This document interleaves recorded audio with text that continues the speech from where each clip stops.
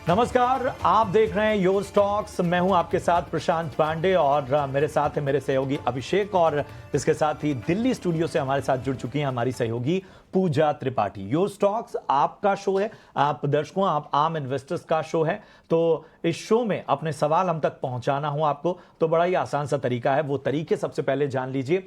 तो आपको इस शो में सवाल भेजने के लिए कुछ नहीं करना है। अगर आप फोन के जरिए हमसे संपर्क करना चाहते हैं तो वो भी तरीका है। सोशल मीडिया के जरिए भी हम तक जुड़ना चाहते हैं, हम तक अपने क्वेरीज, अपने सवाल, अपनी शंकाएं पहुंचाना चाहते हैं तो वो भी तरीके हमने आपके स्क्रीन के एक हिस्से में आपको बता दिए। फिलहाल अगर बाजार को देखें तो बाजार में ऊपरी स्तरों से एक प्रेशर नजर आ रहा है। निफ्टी ऊपर से करीब जो है 70 अंक गिरकर 19,400 के नीचे फिलहाल कारोबार करता हुआ।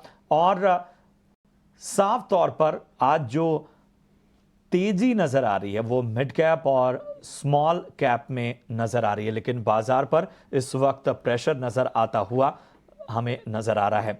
वहीं अगर हम अपने खास एक्सपर्ट्स को इस शो में शामिल करें तो आज हमारे साथ विवेक करवा है वृद्धि इन्वेस्टमेंट से और कपिल शाह हैं टेक्निकल एनालिस्ट फिनलर्न एकेडमी से। आप दोनों का बहुत बहुत स्वागत।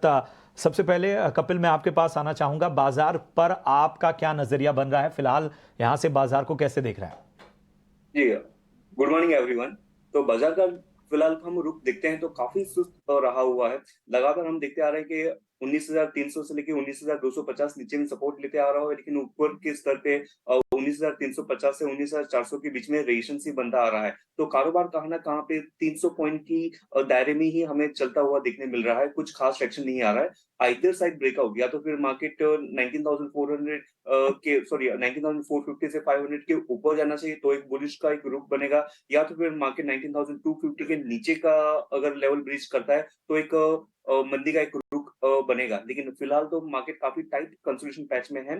लेकिन ये कहानी सिर्फ एक लार्ज कैप और इंडेक्स स्पेसिफिक है। लेकिन अगर हम इंडेक्स को नजर से हटा के दूसरा यूनिवर्स हम देखते हैं mid cap and small cap, let's say कल का ही हमने देखा था कि मार्केट सिर्फ 0.1% से ऊपर था, लेकिन mid cap and small caps आपके 1-1% से ऊपर से। तो अभी ट्रैक्शन आपका mid cap and small cap में देखने मिल रहा है, लेकिन जो इंडेक्स का जो कारोबार है वो काफी साइडवेज मूवमेंट में चल रहा है। ठीक है, बाजार को लेकर कपिल का ये व्यू। आगे बढ़ेंगे, अब फटाफट आपके सवाल जवाब के सिलसिले की शुरुआत करेंगे और पहला सवाल लेंगे राजेश का, जो क्या है व्हाट्सएप के जरिए इनके पास है। बामल लॉरी के 200 शेयर हैं 157 रुपए के भाव पर, और इस वक्त अगर हम भाव को देखें तो 148 रुपए के आसपास का है, यानी कि तकरीबन इनके भाव से ये 10 रुपए नीचे आकर ये शेयर ट्रेड कर रहा है। थोड़ा नुकसान हो रहा है, लेकिन विवेक करना क्या है बामल लॉरी में? काफ़ी डाइवर्सिफाइड कंपनी है, इसको समझना बड़ा कॉम्प्लेक्स ही है। थोड़ा सा कंपनी पर भी रोशनी डाल दीजिए और बताइए यहाँ से रणनीति क्या होनी चाहिए। देखिए, आपने जैसे कहा डाइवर्सिफाइड कंपनी है और ये सरकारी कंपनी भी है, तो उसका डिसएडवांटेज ये है कि सरकारी कंपनी। अब डाइवर्सिफाइड प्रोडक्ट्स क्या बनाते हैं? एक तो लुब्रिकेंट्स में है, और उसके अलावा इनका एक ट्रैवल कंपनी है, जो इनफैक्ट आप थॉमस कुक का अगर मूवमेंट देखोगे तो दिखेगा कि ट्रैवल सेगमेंट में बहुत अच्छा चल रहा है। जो ये लोग वेकेशंस एक्सोटिका करके उस ब्रांड से लोग वो भी चलाते हैं। तो इतना डाइवर्सिफिकेशन होके कंपनी आज वैल्यूएशन वाइज देखो तो ठीक ठाक लगता है, वैल्यूएशन वाइज ठीक है, फंडामेंटल वाइज ठीक है। लेकिन जैसे मैंने कहा, दिक्कत ये है कि ये सरकारी कंपनी है और इसके कारण ये मूवमेंट आपको दिखाता ही नहीं है। तो जनरली बहुत टाइम बाद ये थोड़ा बहुत रैली दिखाया था, लेकिन अभी भी आप अगर देखोगे तो ये 150 से लेके 160 की रेंज में रहने वाला है। तो आपको आपका लिया हुआ भाव मिल जाएगा। तो जब वो भाव मिलता है तो आप निकल सकते हैं इसमें से। क्यों? सिर्फ एक ही कारण है कि आपको अपॉर्चुनिटी लॉस होगा, क्योंकि इसमें कोई मूवमेंट नहीं रहता है जनरली। जब ये चलेगा उस दिन एंटर कर सकते हैं, लेकिन फिलहाल तो अवॉइड ही रहेगा, जस्ट बिकॉज एक सरकारी कंपनी। ठीक है, तो ये है फिलहाल राय बालमर लावरी पे। और चलिए अगले कॉलर की ओर बढ़ते हैं। मिलिंद हैं नागपुर से हमारे साथ इस वक्त जुड़े हुए। मिलिंद, पूछें अपना सवाल। सर, मेरे पास मजगांव डॉक के है 20 शेयर जी। एट द रेट 809, और एक शेयर है अपर इंडस्ट्री 10 शेयर है और उसका प्राइस है 1165। ठीक है, चलिए कोई खास नजरिया आपका, लंबी अवधि का या शॉर्ट टर्म नजरिया? लंबी अवधि का है। ठीक है, चलिए। तो सबसे पहले विवेक, मैं आपके पास आना चाहूँगा। मझगांव डॉक पे ज़रा राय दें। इन्होंने 809 के भाव पे लिया हुआ है, 20 शेयर इनके पास मझगांव डॉक के हैं। ज़रा बताएं क्या होगी इनको राय। देखिए, defence space, ship building space, ship breaking space, ये सारा आगे चल के आपको यहाँ से और भी अच्छा दिखाएगा। अब वैल्यूएशन वाइज अब अगर शॉर्ट टर्म में देखो तो मझगांव डॉक डेफिनेटली कॉस्टली दिखता है, क्योंकि एक बहुत अच्छी रैली आ चुकी है स्टॉक में।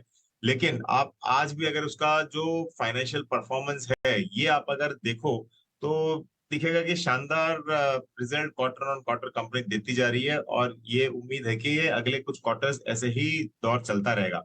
तो श्योरली आपको होल्ड करना चाहिए। I will not be surprise अगर ये 2000 भी इमीडिएटली क्रॉस कर रहे, तो होल्ड करो इसको। नियर टर्म जितने भी जो बोलते हैं ना ड्राइवर्स है, ये सारे के सारे पॉजिटिव फ्रंट पे ही चल रहे हैं। वैल्यूएशन कॉस्टली, लेकिन वो जैसे जैसे क्योंकि कंपनी अच्छा परफॉर्म कर रही है इसके लिए वैल्यूएशन कॉस्टली, तो जैसे जैसे रिजल्ट्स अच्छे आते रहेंगे वैल्यूएशन भी ठीक ठाक होते रहेगा। चलिए, अपार इंडस्ट्रीज पे भी एक राय चाहिए इन्हें, उस पर भी ज़रा एक नज़रिया ले लेते हैं। विवेक, क्या होगी इस पे राय? इनको क्या करना चाहिए? लॉन्ग टर्म का नज़रिया यहाँ पे भी है। देखिए, जो इलेक्ट्रिक स्पेस है, क्योंकि कंपनी इलेक्ट्रिक इक्विपमेंट बनाती है और जितने भी इलेक्ट्रिक स्पेस वाली कंपनीज है ये सारी अच्छी कर रही है। अब अपार आप अगर देखो तो इसका देखिए जो ऑपरेटिंग प्रॉफिट है वो करीबन 27-28% पे दिखा रही है कंपनी, और सेल्स करीबन 21% की ग्रोथ पे दिखा रहा है। तो और डेट कंपनी में ऑलमोस्ट नेग्लिजिबल है, इनफैक्ट 0.05 या 0.1 टाइम्स ही रहेगा। तो ये सारा आप अगर फैक्टर्स देखो तो कंपनी अच्छी लग रही है, और मुझे लगता है कि आगे चल के ये एक महीने में, मतलब आप चार्ट दिखा रहे हो, एक महीने में इतना रैली आ चुका है, और आगे चल के भी हो सकता है कि थोड़े मतलब कुछ समय के लिए स्टैग्नेंट रहे, क्योंकि वैल्यूएशन बहुत स्ट्रेस्ड हो गया है। लेकिन हाँ, लॉन्गर टर्म में पॉजिटिव है। शॉर्टर टर्म में आपको अगर लेना है तो ऑन डिप्स लीजिए, इमीडिएटली नहीं लेने की मैं मतलब वो राय नहीं दूंगा, लेकिन हाँ लॉन्गर टर्म में डेफिनेटली एक बाई रहेगा।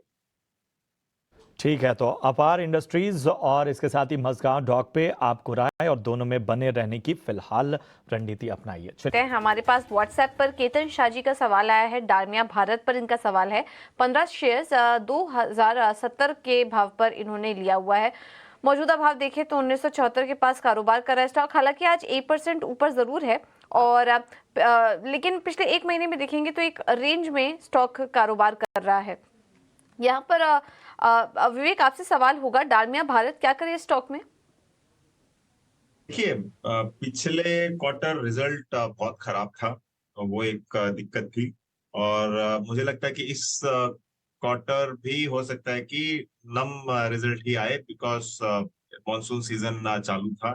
तो स्टॉक यहाँ से ज्यादा नहीं बढ़ना चाहिए। इनफैक्ट अगर ग्रोथ मतलब अभी बढ़ा हुआ है स्टॉक, आपको प्रॉफिट अगर बुक कर लेते हो तो भी कोई दिक्कत की बात नहीं होगी। और वैल्यूएशन भी फेयर वैल्यूएशन के आजू बाजू है, करीबन समझ लीजिए कि आप 2000 से लेके 2200 तक इसका फेयर वैल्यूएशन रहना चाहिए। तो अगर ऊपर जाना भी है तो 100-200 रुपए मैक्स मैक्स, और वहां पे आपको पक्का प्रॉफिट बुक करना चाहिए। तो ऑन रैली सेल की सलाह रहेगी इसमें। ओवरऑल सीमेंट लग नहीं रहा है कि बहुत यहाँ से अग्रेसिव मूवमेंट यहाँ से दिखाएगा, तो ऑन रैली सेल।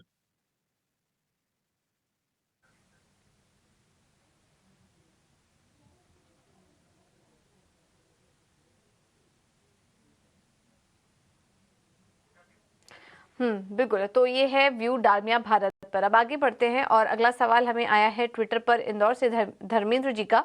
नौसिल के स्टॉक हैं इनके पास, 1000 स्टॉक्स 305 पर इन्होंने नौसिल के लिए हुए हैं। मौजूदा भाव अगर देखेंगे तो इस वक्त नौसिल करीब 222 के आसपास कारोबार कर रहा है। तो नुकसान हो रहा है इनको, और क्वांटिटी भी अच्छी खासी ले रखी है, इस वजह से नुकसान थोड़ा ज़्यादा है नौसिल में।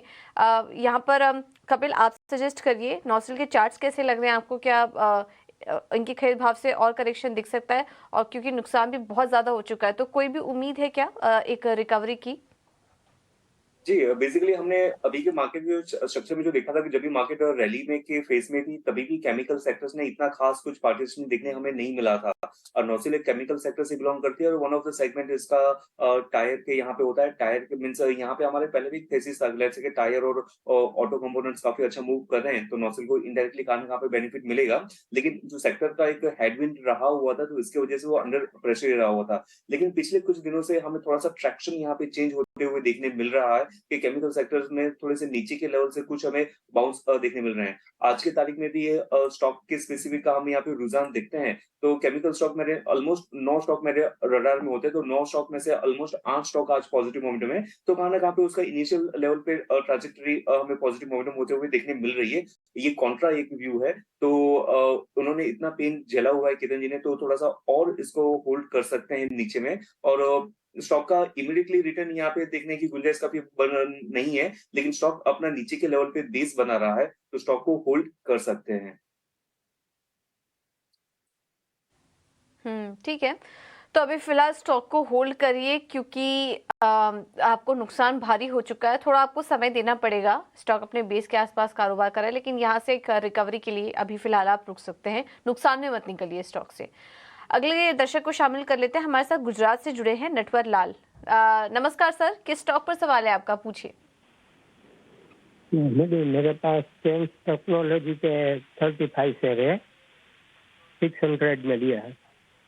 ओके, ये आईपीओ के समय का है क्या आपके पास?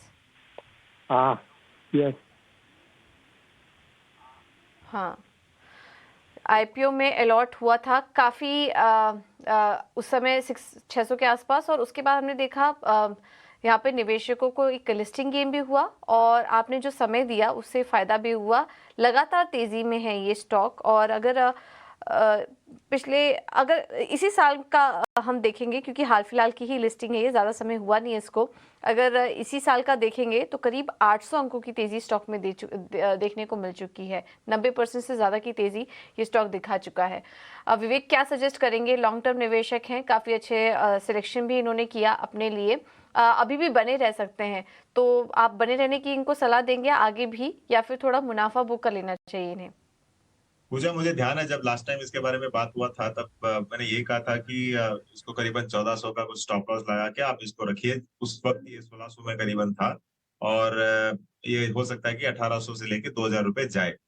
अब मैं ये कहूंगा कि करीबन 1640 ट्रेलिंग स्टॉप लॉस को आप ऊपर बढ़ा लो। 1640 का स्टॉप लॉस लगा के आप इसको अभी भी वेट कीजिए। देखिए, कंपनी इलेक्ट्रॉनिक कंपोनेंट्स बनाती है, और जो चिप्स, सेमीकंडक्टर वगैरह चिप्स की हम लोग बात करते रहते हैं, उस स्पेस में ये कंपनी काम करती है। तो आगे चल के ये स्पेस बहुत बड़ा होने वाला है, और कंपनी का जो परफॉर्मेंस है वो भी बहुत शानदार है। शॉर्ट टर्म में वैल्यूएशन श्योरली मतलब काफी कॉस्टली और स्ट्रेस लगता है, लेकिन जो ग्रोथ कंपनीज होती है वो वैल्यूएशन, हमको ऐसा वैल्यूएशन देना पड़ता है। तो 1640 का अब स्टॉप लॉस रहेगा, और मुझे लगता है कि ये 2000 को भी पार करेगी। तो शानदार कंपनी है, फंडामेंटली बहुत अच्छी कंपनी है। सेमीकंडक्टर यहाँ से अच्छा काम करेगा, और मुझे लगता है कि वैल्यूएशन को आप अगर दरकिनार कर दो तो स्टॉक यहाँ से और परफॉर्मेंस आपको दिखा के ही रहेगा। तो होल्ड कीजिए 1640 स्टॉप लॉस।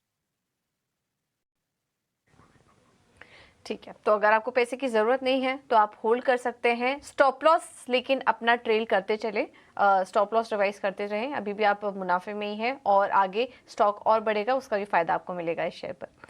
चलिए अब आगे बढ़ेंगे, और मध्य प्रदेश से हमारे साथ अगले दर्शक जुड़े हैं, दिनेश जी। दिनेश जी नमस्कार, किस स्टॉक पर सवाल है आपका, पूछिए। नमस्कार मैडम, नमस्ते जी। मैडम, मेरा रेणुका शुगर है मेरे पास में जी नमस्ते। 3000 शेयर है मेरे पास में, और 43 की बाइंग है मेरी 43 की। तो मैम क्या करना चाहिए इसके लिए? ये मैम मेरे हो गए 3-4 महीने हो गए मेरे को। एवरेज करके हुआ मैडम, पहले मैंने देखते काफी वॉलेटाइल रहते हैं। जी जी जी, चलिए इस पे आपको जवाब दे देते हैं। काफी वॉलेटाइल रहते हैं वैसे तो शुगर स्टॉक्स, और आपकी खरीद के पास ही स्टॉक इस वक्त कारोबार भी कर रहा है। कपिल, आप इस पर सलाह दीजिए। हम देखते हैं 47 के आसपास आता है स्टॉक, फिर नीचे चला आता है, और यही एक लेवल हम काफ़ी समय से देख रहे हैं। अभी 43 पर इन्होंने लिया था, 45 पर है, क्योंकि क्वांटिटी अच्छी खासी ले रखी है, इसलिए 7,000 के आसपास का मुनाफा इनको अभी हो रहा है। आप क्या सलाह देंगे, निकल जाए मुनाफा लेकर या फिर थोड़ी और तेजी के लिए रुक सकते हैं? बेसिकली जो हम शुगर सेक्टर का मोमेंटम देखें, जैसे कि आपने भी बताया कि शुगर सेक्टर काफी वोलेटाइल रहते हैं और अभी के टाइम पे शुगर सेक्टर्स काफी आउट ऑफ फ्लेवर भी लग रहे हैं, क्योंकि मैं लार्ज कैप कंपनी जैसे बलरामपुर चीनी, ईआईडी पैरी भी मैं देखता हूं तो वो काफी कंसोलिडेशन पैच से गुजर रहे हैं और रेनो का भी कोई एक्सेप्शनल नहीं है, वो भी कंसोलिडेशन पैच में घूम रहा है। लेकिन यहाँ पे जो इसकी कंसोलिडेशन पैच है और जो अभी इसके मौजूदा लेवल है 45 के लेवल के यहाँ पे, तो वो अपने रेंज के लोअर बैंड के यहाँ पे चल रहे हैं। तो हो सकता है कि थोड़ा बहुत यहाँ पे हमें इंक्रीमेंटल मूव देखने मिले। स्टॉक का स्ट्रक्चर बहुत ही अच्छा नहीं है, वैसे नहीं है कि, लेकिन वो अपनी रेंज के अपर बैंड तक ट्रैवल कर सके, उतना पोटेंशियल इसमें हो सकता है। तो उसके अपर बैंड कुछ कहाँ ना कहाँ पे 47 से लेकर 48 के यहाँ पे आती है। तो इस स्टॉक को 44 के स्टॉप लॉस से होल्ड करें और ऊपर में 47 के लेवल के यहाँ पे आता है तो वहां पे एक बार प्रॉफिट बुक करना बनता है। तो 44 का स्टॉप लॉस और 47 का प्रॉफिट पोटेंशियल टारगेट लग रहा है, वहां पे सेल करना चाहिए, प्रॉफिट बुक करना चाहिए। ओके, ठीक है। तो ये है व्यू श्री रेणुका पर। शॉर्ट टर्म के लिए ही आप होल्ड करिए। लेवल्स कौन से इंपॉर्टेंट है ये भी हमने आपको बताया।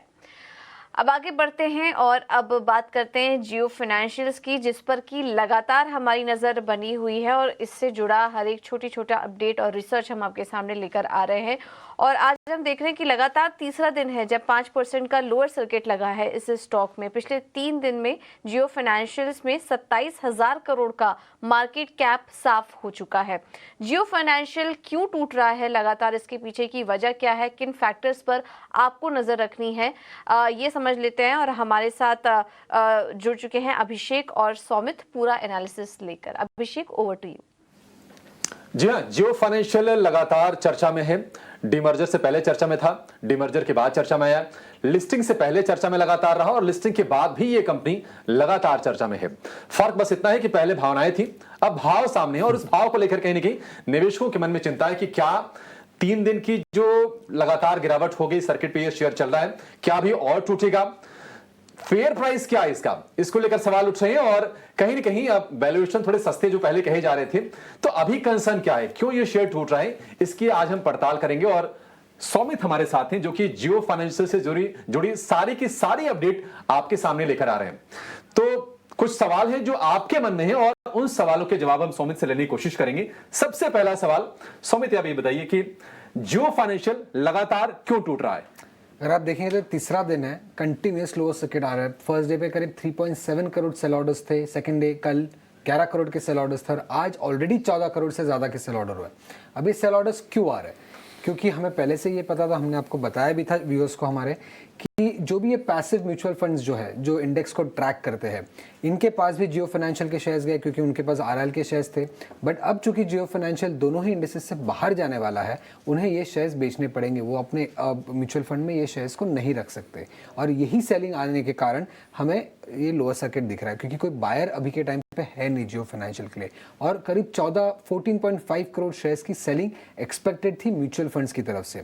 उसके अलावा अगर आप देखेंगे तो जीडीआर होल्डर्स जो थे रिलायंस इंडस्ट्रीज के, जीडीआर ग्लोबल डिपॉजिटरी रिसीट जो है रिलायंस का, लंदन में लिस्टेड है, उन्हें भी जियो फाइनेंशियल के शेयर्स मिले थे, तो उनकी तरफ से भी सेलिंग एक्सपेक्टेड है स्ट्रीट को। तो टोटल मिला के अगर आप देखते हैं तो उनकी तरफ से करीब 17 करोड़ की और म्यूचुअल फंड्स की तरफ से करीब 14 करोड़ की, तो करीब 30-31 करोड़ की शेयर्स की सेलिंग एक्सपेक्टेड थी स्ट्रीट को। और इसी कारण हमें लगातार ये लोअर सर्किट देखने मिल रहा है जियो फाइनेंशियल में। तो मतलब ये होना ही था सौमित। एग्जैक्टली, ये होना ही था, ये पहले से तय था। और अगर आपने ध्यान से सुना होता अगर सौमित को जियो फाइनेंशियल पर जानकारी देते हुए, तो आपको इसका अंदाजा रहा भी होता। लेकिन सौमित, सवाल फिर भी है कि अच्छा 3 दिन टूट गया, क्या और टूटेगा? वैल्यूएशन की बात कर रहे थे, तो अगर जियो फाइनेंशियल के वैल्यूएशन हम कह रहे थे कि सस्ते हैं, तो उसके बावजूद कोई चिंता है अभी? वो सस्ते तब भी थे और अभी और सस्ते हो गए। इनफैक्ट अगर आप डिस्कवर्ड बेस प्राइस जो हम कंटिन्यूसली बता रहे थे अपने व्यूअर्स को भी 261.85 का, उस पर अगर आप देखते थे तो बुक वैल्यू था 185 का, तो प्राइस टू बुक हो जाता था 1.4 टाइम्स। अब चूंकि भाव और गिर चुका है, प्राइस टू बुक हो गया है 1.2 times. One of the cheapest NBFC होगा स्ट्रीट पे। कोई भी बड़ा लार्ज एनबीएफसी जो है जिसका इतना नेटवर्थ हो 1.17 लाख करोड़ जितना, इतने सस्ते वैल्यूएशन पे ट्रेड नहीं करा। बट सस्ते वैल्यूएशन पे ट्रेड करना भी सकता है जियो फाइनेंशियल, क्योंकि कोई बिजनेस नहीं है। जो भी बड़े एनबीएफसी से, बजाज फाइनेंस बात कर लीजिए आप, महिंद्रा फाइनेंस, सुंदरम फाइनेंस, सबके बहुत बड़े बिजनेसेस है, सब अपने स्पेस में मार्केट लीडर है। बट जियो फाइनेंशियल का हाल ही में तो कोई बड़ा बिजनेस नहीं है। बट इधर जो सेलिंग देखने मिल रहा है, इसमें सिर्फ आश्चर्यचकित बात यह है कि कोई बायर नहीं मिल रहा इस शेयर्स को। सेलिंग तो एक्सपेक्टेड था, बट स्ट्रीट ने शायद कभी एक्सपेक्ट नहीं किया होगा कि कोई बायर नहीं मिल तो रहा है। सवाल ये उठेगा सुमित कि क्या सस्ता तो है लेकिन क्या अच्छा भी है? अगर बायर नहीं मिल रहा तो ये सवाल खड़े होने शुरू होंगे। और तो अब हम देख रहे हैं कि जो शेयर है 3 दिन के करेक्शन के बाद 265 वाला शेयर 225 के नीचे, यानी कि 40 रुपए साफ हो गए उसमें से। क्या 200 के नीचे जाएगा? ये भी लोग पूछ रहे हैं अब तो। और 3 दिन अगर लोअर सर्किट लग गया तो 200 के नीचे जा ही सकता है लगभग, उस पर कोई ये नहीं है। बट ऑब्वियसली कोई बायर नहीं रहा तो लोअर सर्किट लगता रहेगा स्टॉक पे, और आराम से 200 के नीचे जा सकता है अगले 3 दिन में, अगर 5% का लोअर सर्किट कंटिन्यूसली लगता है। ठीक है, 200 के नीचे जाने की आशंका पूरी तरह से जियो फाइनेंशियल में बनी हुई है, क्योंकि ये लोअर सर्किट अगर नहीं खुला तब तो जाएगा ही, ये दिख रहा है। और जो ट्रू वैल्यू भी था, जब जो पहले डिस्कवर्ड बेस प्राइस आने के पहले जो एनालिस्ट का ट्रू वैल्यू था वो 160 टू 180 के आसपास था। जी सुमित, एक और चीज देखिए, क्लोजिंग 5% का सर्किट 22 अगस्त को 5% सर्किट, फिर से आज 5% का लोअर सर्किट दिख रहा है, लेकिन ये तो 5% पे है। ये 5% वाला सर्किट मान लीजिए अगर खुल जाता है तो क्या माने कि बिकवाली का जो क्वांटम होगा और बड़ा होगा, इसकी हो आशंका है सकता है, क्योंकि अभी T2T बेसिस पे है, मतलब डिलीवरी बेस, तो 5% का सर्किट लिमिट है उस पे। 10 डेज के बाद जब ये लिमिट हट जाएगा तो शायद बड़ा सर्किट भी लगने को देख सकते हैं हम इस पे। मतलब अभी तो कह नहीं सकते ऑब्वियसली, जब T2T बेसिस से बाहर निकलेगा तभी देखना पड़ेगा। बट ऑब्वियसली T2T से बाहर निकल गया तो 10% का सर्किट भी लगने को देखने को मिल सकता है जियो फाइनेंशियल पे, अगर कोई बायर नहीं रहा तो। T2T से बाहर निकला ट्रेड टू ट्रेड से, तो 10% का भी सर्किट इसमें लग सकता है। उम्मीद करेंगे और निवेशकों के लिए हम ये चाहेंगे कि ये सर्किट थमे और हम ऊपर वाले सर्किट देखें सुमित। लेकिन अब लोगों के मन में एक और सवाल है, जो कहीं ना कहीं पहले जिनके पास रिलायंस नहीं था या फिर जिन्होंने लिस्टिंग पर नहीं लिया, अब वो वेट कर रहे हैं। सवाल ये कि लेना कब है ये? देखिए, इंग्लिश में एक अच्छी कहावत है, valuation lies in the eyes of the beholder. जिसको जो भाव पे सही लगे उस भाव पे आप ले सकते हैं। बुक वैल्यू कंपनी की 185 है, वैल्यूएशन 1.2 टाइम्स है, जो कि चीप है। ग्रोथ अगर आप देखेंगे तो वो लेंडिंग में जाने की बात कर रही है बिजनेस। उनके लेंडिंग बुक को ग्रो करने के लिए उनके पास ऑलरेडी कैपिटल है। उन्हें आगे चल के और अगर कैपिटल लगेगा तो वो स्ट्रीट से सस्ते भाव पे मिलेगा, क्योंकि AAA का क्रेडिट रेटिंग रहेगा कंपनी का। आगे चल के digital broking, asset management, insurance broking, ये सारे बिजनेसेस में वो एंटर करना चाहती है। एसेट मैनेजमेंट में ऑलरेडी ब्लैक रॉक के साथ एक जेवी हो चुका है। तो बिजनेस प्रोस्पेक्ट्स या ग्रोथ प्रोस्पेक्ट्स जो है कंपनी के, वो काफी अच्छे, काफी स्ट्रांग है। और रिलायंस का बैकिंग है। रिलायंस इंडस्ट्रीज इंडिया का सबसे ज्यादा मार्केट कैप, सबसे ज्यादा एग्जैक्टली और अगर आप देखेंगे तो रिलायंस इंडस्ट्रीज का हमेशा से एम रहा है कि कोई भी सेगमेंट में क्यों ना हो, टॉप 3 में आना है। रिटेल, टेलीकॉम पे रहना चाहते हैं, टॉप पे ही रहना चाहते हैं। बट मैं टॉप 3 थोड़ा कंजर्वेटिव बेसिस पे बोल रहा हूँ। टॉप पे रहने का मकसद होता है और वो पोजीशन वो हासिल करते भी हैं। आखिर में परसों जब हमारे निकुंज से बातचीत हो रही थी सुमित, तो हमने ये कहा कि सुस्त लिस्टिंग हुई है। निकुंज का कहना था आप कौन से टाइम फ्रेम में देख रहे हैं इसको, ये इंपॉर्टेंट है, क्योंकि 150-70 ये माना जा रहा था कि ये इसका डिस्कवर्ड प्राइस ही होगा 170-80 के आसपास का, लेकिन जो लिस्टिंग हुई वो है 265 पर हुई। अब फिर से सवाल कि क्या जो फेयर प्राइस है, फेयर वैल्यू है, वो यही भाव है? बुक वैल्यू 185 है, एंड लिस्टिंग के पहले तो बोल रहे थे 160 टू 180 का फेयर वैल्यू है। कुछ दिन पहले IIFL और इन्वेस्टेक के नोट्स आए थे, उन्होंने फेयर वैल्यू जो दिया था वो 280 टू 300 के आसपास था। तो काफी मतलब डिवाइडेड है स्ट्रीट। फेयर वैल्यू क्या होना चाहिए जियो फाइनेंशियल का, रहेगा, क्योंकि बिजनेस अभी शुरू नहीं हुआ और 28 को एजीएम है, तो शायद कुछ और डिटेल्स है, तब शायद पता चले कि क्या प्लान्स है बड़े कंपनी के, तब शायद फेयर वैल्यू का और अंदाजा मिल सके किसी स्ट्रीट। ठीक है, तो अभी बिजनेस नहीं है, प्लान्स है, बट प्लान्स काफी सॉलिड है जियो के, क्योंकि ब्लैक रॉक के साथ इन्होंने जेवी किया ही है। लेंडिंग कारोबार को लेकर दिक्कत नहीं आई, क्योंकि इनका इतना बड़ा नेटवर्क है, 18,000 करोड़ स्टोर्स के जरिए, तो उनके अपने स्टोर्स हैं ये, उसके थ्रू कम से कम वो अपने आप को चैनलाइज करेंगे। तो निश्चित तौर पर यहाँ से भविष्य ठीक है। भाव कैसा है इसको लेकर सवाल जरूर है। अब शायद जो बुक वैल्यू बता रहे हैं 185 के आसपास, वहां तक अगर जाकर थमे तब तक कोई ऐसी चिंता की बात नहीं होनी चाहिए।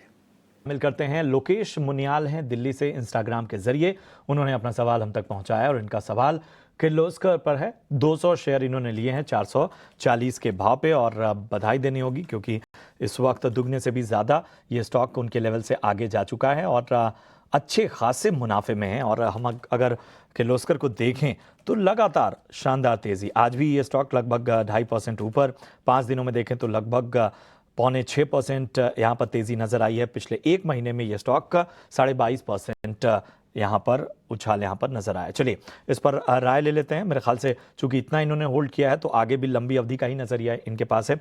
विवेक जी, क्या होगी किर्लोस्कर पर राय?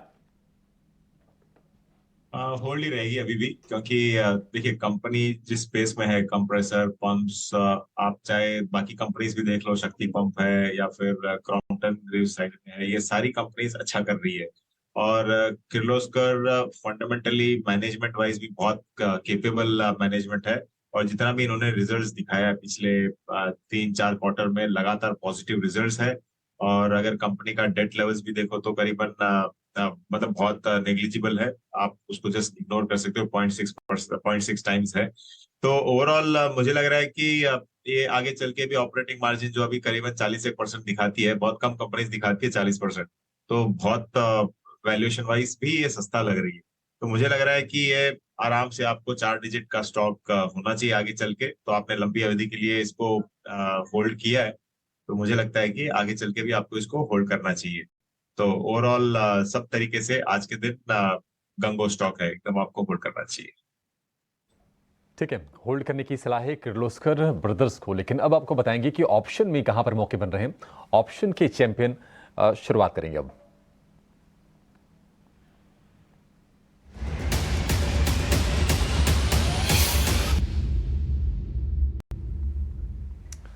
फिनवर्सिफाई की ध्वनि पटेल हमारे साथ हैं। ध्वनि, स्वागत है आपका टी9 स्वदेश पर। बताइए कहां पर मौके बन रहे हैं? Good morning. आज जहाँ पे ऑप्शन की यहाँ पे रणनीति बन रही है, तो एनएमडीसी का स्टॉक है वो आज फोकस में रहता है। और वीकलीज पे अगर हम इसको देख रहे हैं तो वीकलीज पे यहाँ पे एक ब्रेकआउट विटनेस करने को मिला है। और इंट्राडे में भी जो वॉल्यूम्स होती है, तो वॉल्यूम की पार्टिसिपेशन काफी अच्छी है। यहाँ पे आपको 124 का कॉल ऑप्शन जो है एनएमडीसी का, वो लेके चलना है। यहाँ पे आपका जो टारगेट रहेगा वो 5 रुपए का रहेगा। स्टॉप लॉस जो है वो यहाँ पे 1.5 रुपीज का रहेगा। लॉट साइज इसकी 4500 है। तो ट्रेडर से यही सलाह रहेगी कि स्टॉप लॉस को स्ट्रिक्टली यहाँ पे फॉलो करा जाए। स्टॉप लॉस फॉलो करने पे आपका जो मैक्स पेन यहाँ पे बनता है जो 3150 का बनता है। और अधिकतम मुनाफा जो यहाँ पे आपका होता है वो 12600 तक का हो सकता है। ठीक है, एनएमडीसी 124 वाली कॉल खरीदनी है 2 रुपए 20 पैसे के भाव पर। लक्ष्य 5 रुपए, स्टॉप लॉस 1.5 रुपए, अधिकतम मुनाफा 12,600 और अधिकतम नुकसान उसका 1/4 3,150 रुपए। ध्वनि, बहुत शुक्रिया आपका समय देने के लिए और ये बेहतरीन स्ट्रेटजी हमारे दर्शकों को बताने के लिए। लेकिन जो रिस्क डिस्क्लोजर आपकी स्क्रीन पर है, ये उस ट्रेड के बराबर ही इंपॉर्टेंट है। वो ये कि 10 में से 9 लोगों को नुकसान होता है एफएनओ ट्रेडिंग में, और औसतन 50,000 रुपए का नुकसान। तो ये सारे नुकसान का रिस्क का असेसमेंट आप कर लीजिए, उसके बाद ही आप कोई ट्रेड कम से कम एफएनओ के स्टॉक्स में या फिर एफएनओ की स्ट्रेटजीज में आपको बनानी चाहिए।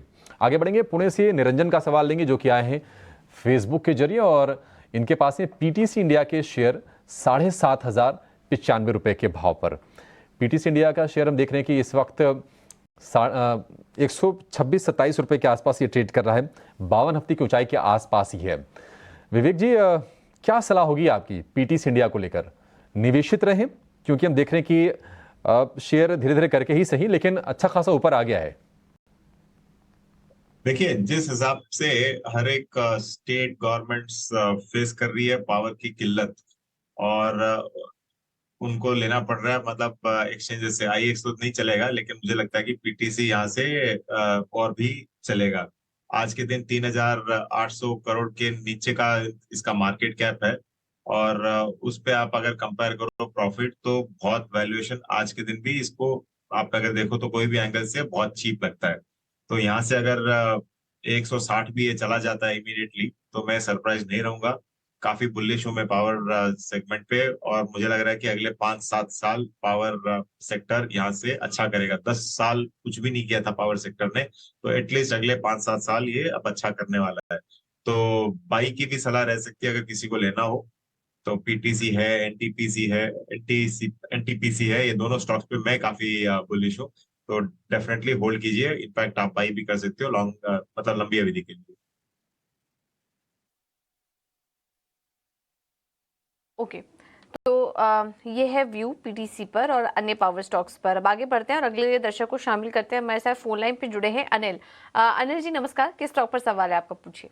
नमस्कार जी मैम, मेरा सवाल है वेदांता के ऊपर। मैंने जी। वेदांता के 3600 शेयर खरीदे हुए हैं, 280-85 के करीब मेरी बाइंग है, तो उसके में क्या फ्यूचर, उसके बारे में क्या बताएंगे? ओके, ये कब लिया था आपने? ये हो गए हैं कुछ 2-2.5 महीने हो गए, 2-3 महीने हो गए हैं। 2-2.5 महीने हो गए। ओके, हाँ बिल्कुल बिल्कुल। इसमें डिविडेंड की भी अनाउंसमेंट हुई थी। अब देखना होगा वो तारीख कब की है, हम आपको अपडेट दे देंगे। लेकिन 285 पर इन्होंने लिया था। कपिल आप सलाह दीजिए क्या करें वेदांता में? इस वक्त 235 के आसपास कारोबार कर रहा है, 3600 शेयर्स इन्होंने लिए हुए हैं, नुकसान काफ़ी है, क्या करना चाहिए स्टॉक में? सबसे पहले वेदांता की जो डिविडेंड डेट होगी, आई थिंक वो कुछ 2 अगस्त या 3 अगस्त होनी चाहिए थी, क्योंकि उसके बाद में इसने स्टॉक ने गैप डाउन किया और वहां पे स्टॉक प्राइस एक्स डिविडेंड हुआ है। स्टॉक प्राइस मेटल स्टॉक्स थोड़े से सुस्त तो हैं और इसमें सिलेक्टेड काउंटर्स में से आपका वीडीएल आता है जो कंसिस्टेंटली अंडर परफॉर्म करते आ रहा है। पिछले कुछ दिनों से स्टॉक थोड़ा सा स्टेबलाइज हो रहा है, बट अभी भी उसमें कुछ अभी भी इतनी हेल्दी साइन हमें देखने नहीं मिल रही है। तो यहाँ पे इतना पेन आ चुका है और स्टॉक थोड़ा सा initial very mild positive sign यहाँ पे दिखा रहा है, तो मेरे हिसाब से यहाँ पे होल्ड करना बनेगा। लेकिन यहाँ पे आपको स्टॉप लॉस टाइट करना पड़ेगा 232 के लेवल पे यहाँ पे, क्योंकि 232 का लेवल ब्रीच होता है तो बाद में नेक्स्ट डे सपोर्ट लेवल उसका कुछ 215-210 के यहाँ पे बनता है। क्वांटिटी काफी बड़ी है, तो यानी 230 का लेवल निकल जाता है तो और भी पेन आने की आशंका यहाँ पे बन रही है। तो 200 स्टॉक पॉजिटिव नहीं है लेकिन काफी गिरा हुआ और माइल्ड बेस बना रहा है, तो इसके तहत मैं अभी होल्ड करने की बोल रहा हूँ, लेकिन 230 के नीचे स्टॉक में से निकल जाना चाहिए क्योंकि और पेन ड्यू रहेगा इसमें। चलिए, तो ये है आपको वेदांता पे राय। अब चलिए अगले कॉलर की ओर बढ़ते हैं। वैदेही हैं अहमदाबाद से हमारे साथ इस वक्त जुड़ी हुई। वैदेही नमस्कार, पूछें अपना सवाल। हाँ, गुड मॉर्निंग सर। सर मेरा क्वेश्चन ये है कि मेरे पास ट्रेडिंग कॉर्पोरेशन में 1000 शेयर है 510 के रेट पे। ठीक है। और मेरा एक क्वेश्चन ये भी है कि मुझे अगर किसी में इन्वेस्ट करना है तो मैं पीवीआर में करूँ कि बलरामपुर चीनी में करूँ? ठीक है, ठीक है। चलिए, तो ड्रेजिंग कॉप में 510 के लेवल पर इन्होंने ये स्टॉक लिया हुआ है। इनके भाव से थोड़ा सा ऊपर इस वक्त स्टॉक, और हल्का मुनाफा यहाँ पर होता हो क्योंकि जो शेयर्स की स्टॉक्स की संख्या है वो कम है। चलिए इस पर राय ले लेते हैं। और कपिल ज़रा बताएं क्या करना चाहिए ड्रेजिंग पे? इनके और भी सवाल हैं, वो भी मैं आपसे पूछूंगा। जी, ड्रेजिंग कॉर्पोरेशन आई थिंक इनका रिसेंटली बाई रहेगा, क्योंकि पिछले 3-4 दिनों में तो काफी अच्छी मोमेंटम आई हुई है। ऑलमोस्ट इस वीक में ही 25% ये स्टॉक चल चुका है। पॉजिटिव मोमेंटम अभी अनफोल्ड हो रही है, लेकिन उनकी काफी करीबी बाइंग और काफी ऊपर के लेवल पे यहाँ पे बाइंग बनी हुई है। तो अपने कैपिटल जहां पे उन्होंने निवेश किया हुआ है उसी लेवल के थोड़ा सा नीचे का ही उसमें स्टॉप लॉस मेंटेन करें। स्टॉक ने नो डाउट ब्रेकआउट तो दिया हुआ है, लेकिन ये ब्रेकआउट काफी टाइम के बाद में आता है। और नॉर्मली हमने देखने हुआ है कि जो स्टॉक काफी सुस्त रहे होते हैं, जिन्होंने फ्रस्ट्रेशन एक्यूमुलेट किया होता है, तो फर्स्ट ब्रेकआउट आपका इतना इजीली सस्टेन नहीं होता है। तो यहाँ पे सिर्फ मोमेंटम को ड्रैग या ड्राइव ना करते हुए अपने कैपिटल को प्रोटेक्ट करना चाहिए। और यहाँ पे कुछ हमें सस्टेनेबिलिटी देखने मिल जाती है। लेट्स से 532 का है तो ऊपर में उसके रेशंस भी काफी करीब के ही बनते हैं 550 के लेवल के यहाँ पे, तो ऊपर में थोड़ा सा सेल करें, लेकिन आपका स्टॉप लॉस जिस लेवल पे आपने निवेश किया हुआ है उसके अराउंड ही प्लेस करें, क्योंकि आपने काफी मोमेंटम आने के बाद में इसमें जंप किया हुआ है। ठीक है, तो यहाँ पर बने रहने की आपको सलाह, और स्टॉप लॉस जिन लेवल्स पर आपने खरीदारी की है उन्हीं पर रखने की आपको सलाह मिलती हुई। आगे जो है वो 550 के ऊपर के लेवल आपको मिल सकते हैं। एक और इनका सवाल था पीवीआर पे। पीवीआर में क्या इस लेवल पर एंट्री की जा सकती है? जी, पीवीआर बेसिकली जो हमने लास्ट टाइम पिछले कुछ 1-2 वीक्स में हमें मूवी की जो रिलीजेस हुई काफी अच्छी एंकरेजिंग हुई, उसके चलते हुए स्टॉक काफी अच्छा चल गया है। एंड सेकंडली जो हम अभी मीडिया सेक्टर्स में देखते हैं, तीनों के तीनों स्टॉक में हमें काफी अच्छा खासा ट्रैक्शन देखने मिला हुआ है। पीवीआर हो या फिर सन टीवी हो या जी एंटरटेनमेंट हो, और मीडिया स्टॉक जो काफी अंडर परफॉर्म रहा था वहां पे भी कुछ ट्रैक्शन हमें देखने मिल रहा है। हालांकि ये स्टॉक काफी अच्छा रनअप कर गया है। 1740 का जो उसका रेजिस्टेंस था, उस रेजिस्टेंस को लेके स्टॉक प्राइस थोड़ा सा नीचे कूल ऑफ हो गया है, और उसका इमीडिएट सपोर्ट लेवल अभी कुछ 1630 के यहाँ पे मुझे देखने मिल रहा है। तो मेरा मानना ये होगा कि स्टॉक को थोड़ा सा कूल ऑफ होने दीजिए। मीडिया सेक्टर्स नो डाउट एक अप्रैल में आ रहा है, लेकिन ओवर स्ट्रेच होने की वजह से थोड़ा सा एक रिट्रेसमेंट आ जाए और इसका next best support level from little bit positional perspective 1630 के यहाँ पे बनता है तो वहां पे एक री एंटर कर सकते हैं, लेकिन करंट लेवल पे थोड़ा सा स्ट्रेच और रेजिस्टेंस लेवल पे है। ठीक है, पीवीआर बढ़िया चला है शेयर, ये 1700 रुपए के आसपास ये कारोबार कर रहा है। कपिल की ये राय। दिल्ली से चंद्रशेखर हमारे साथ हैं। चंद्रशेखर जी नमस्कार सर, पूछिए क्या जानना है आपको? सर मैंने जो है मद्रास फर्टिलाइजर का 3650 शेयर ले रखा है 73.33 पे, और अभी पीछे रेट उसका बढ़ा था, लेकिन जो है अभी मैं बेच नहीं पाया उसको, मैंने सोचा और बढ़ेगा इस वजह से, और नीचे नीचे दोबारा फिर उसी रेट पे आ गया। और एक है IRFC का 4000 शेयर, वो है 33.33 का। अच्छा, मद्रास फर्टिलाइजर आपने कब लिया? सर लगभग 1 साल हो गया। 1 साल हो गया जी। ठीक है, और 88 रुपए के आसपास तक 92 तक गया था। अच्छा, 92 तक गया था ये जी, लेकिन मैं और 95 तक का एक्सपेक्ट कर रहा था, और इस वजह से मैं बेच नहीं पाया उसको। ठीक है, 3 रुपए चक्कर में आपको 10 रुपए का नुकसान, मतलब आपके गणित के हिसाब से। जी जी ठीक है। वैसे चंद्रशेखर जी देखिए, बाजार में नहीं ये होता है, और इसलिए जो बड़े एक्सपर्ट हैं ना, वो यही कहते हैं कि कभी ना मार्केट को टाइम करने की कोशिश नहीं करनी चाहिए, कि आप अपना टाइम निर्धारित किया और उसके हिसाब से आप डिसीजन लें। कई बार मार्केट अपने फ्लो में चलता है, और आपको ना थोड़ा सा पारखी नज़र रखनी चाहिए। आपको लगा कि अच्छा आपके भाव आ गए हैं, भाव से ज़्यादा ऊपर शेयर चला गया है, ठीक है, 10-15% लेके अगर आपको निकलना था, वो आपका फैसला होता। खैर, विवेक, मद्रास फर्टिलाइजर क्योंकि पिछले 3 साल तो बहुत ही शानदार रहे हैं, लेकिन अगर हम पिछले साल भर की बात करें या फिर 7-8 महीने की, तो शेयर दिसंबर के हाई से नीचे आया, फिर से बाइंग आई, फिर से हमने इसको देखा ऊपर जाते हुए 75 रुपए के आसपास का भाव है। चंद्रशेखर जी को क्या करना है? इसको अगर बेचना है तो कब बेचना है? 95 वाले भाव जो जिसका जिक्र कर रहे हैं वहां तक जाएगा या फिर और उसके ऊपर जाएगा ये? देखिए, अगर मैं बहुत ही ब्लंटली बोलूं तो अगर आप कोई कचरा लिए हो और कचरे का अच्छा भाव मिले तो आपको बेच देना चाहिए था, लेकिन यही बात होगी कि 3 रुपए के चक्कर में आपने उसको मिस कर दिया।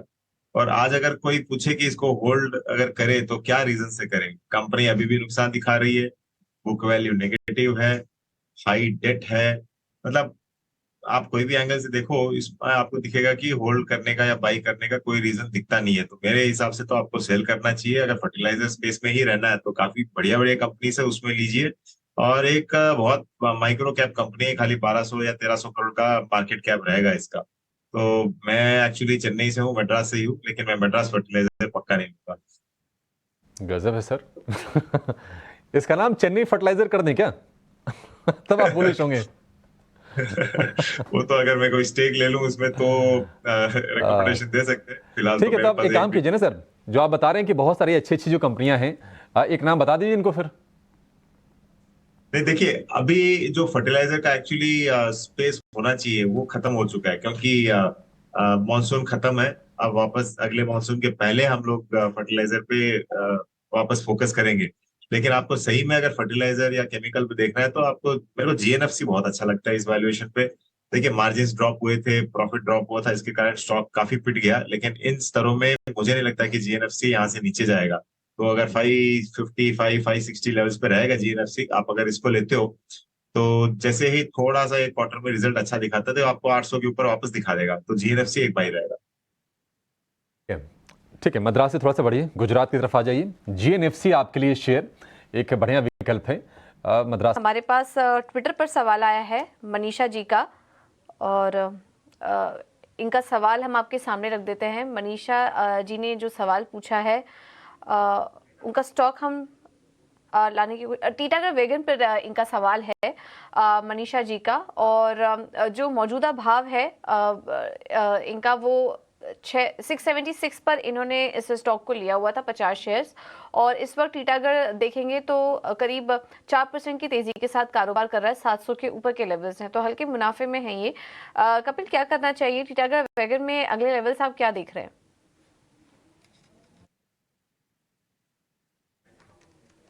ऑलराइट, चलिए, कपिल से संपर्क नहीं हो पा रहा है। विवेक, आप सलाह दीजिए, टीटागढ़ वैगन अभी भी और तेजी के लिए बने रहना चाहिए इनको स्टॉक में? देखो, अगर मतलब आप चार्ट वाइज देखो तो काफी बुलिश है, अभी भी आपको होल्ड करना चाहिए। और अगर आप फंडामेंटल देखो तो भी देखिए जो रेलवे स्पेस में हो रहा है उस हिसाब से लग रहा है कि ये जो भी स्टॉक्स रिलेटेड है रेलवे से, पर्टिकुलरली टीटागढ़ वैगन और EML, ये दोनों आज के दिन होल्ड रहेंगे, और पर्टिकुलर टीटागढ़ भी होल्ड रहेगा। कंपनी ऑलमोस्ट 28% का ग्रोथ दिखाया था ऑपरेटिंग प्रॉफिट में, और सेल्स भी देखिए करीबन 70 से लेके 75% के आजू बाजू ये लोग ग्रोथ दिखा रहे हैं। तो जो रेलवे में एक्सपेंशन, इम्प्रूवमेंट और सोफिस्टिकेशन हो रहा है, उस का बेनिफिट इस कंपनी को डायरेक्टली मिल रहा है। तो पक्का होल्ड है ये। और वैल्यूएशन शॉर्ट टर्म में वापस यही हो रहा है कि कंपनीज अच्छा कर रही है तो वैल्यूएशन आपको महंगा मिल रहा है, लेकिन हाँ, जैसे जैसे रिजल्ट्स हो रहेंगे वैल्यूएशन भी आपको ठीक ठाक होते हुए दिखेंगे। तो होल्ड कीजिए, अच्छा स्टॉक है और ग्रोथ भी यहाँ से आगे चल के दिख रहा है। ठीक है, तो बिल्कुल बने रहने की राय आपको दी जा रही है। शानदार तेजी देखने को मिली थी स्टॉक में, रेलवे स्टॉक्स में हमने देखा भी अच्छा रनअप भी दिखा था। आज भी स्टॉक 4% ऊपर कारोबार कर रहा है, अभी भी और तेजी के लिए आप बने रह सकते हैं। विवेक, एक और सवाल है इनका कोचिन शिपयार्ड पर। इस स्टॉक में भी हमने शानदार तेजी देखी।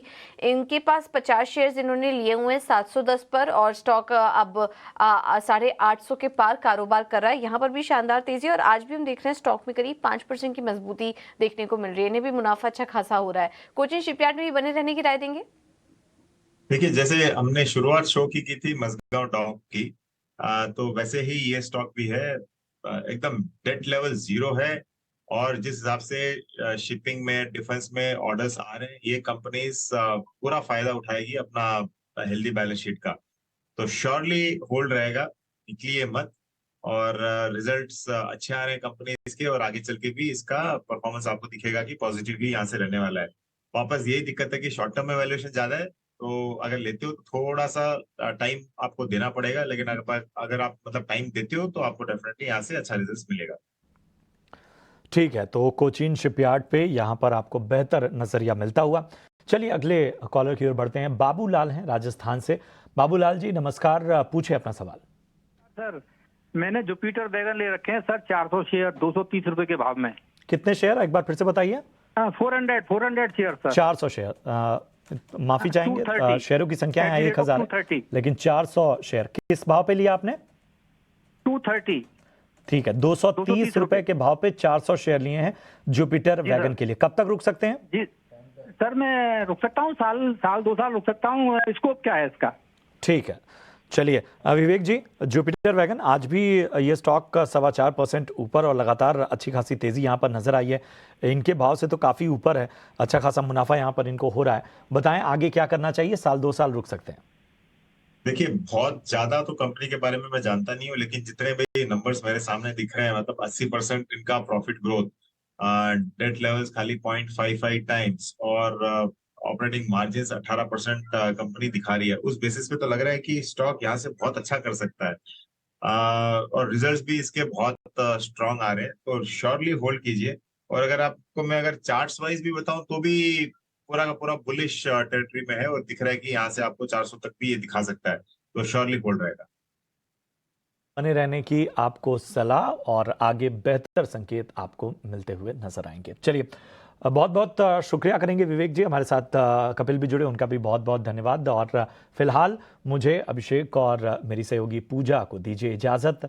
आप देखते रहिए ET नाउ स्वदेश। नमस्कार।